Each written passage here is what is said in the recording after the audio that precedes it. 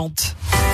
DKL, les conseils de Patrick Grimm, comportementaliste animalier et éducateur canin. Patrick, depuis la semaine dernière, nous parlons des dangers de l'anthropomorphisme. Alors l'anthropomorphisme, on vous le rappelle, c'est le fait de considérer un chien comme un humain et de lui parler comme on parlerait à un humain. Or, vous nous le dites depuis la semaine dernière, on ne parle pas à un chien comme on parle à un enfant parce qu'un chien, ça ne réagit tout simplement pas de la même manière.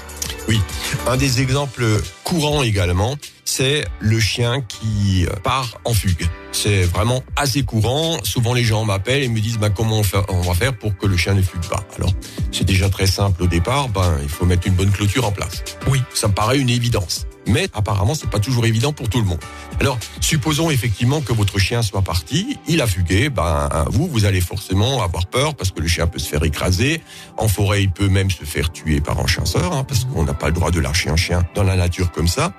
Et vous allez être bien énervé pendant cette période-là, à la fois anxieux et énervé. Quand il revient, vous avez un très mauvais comportement qui consiste à réprimander le chien. Oui, forcément, on est énervé, alors on gronde. C'est ce qu'on ferait avec un humain, mais c'est ce qu'il faut surtout pas faire avec un chien.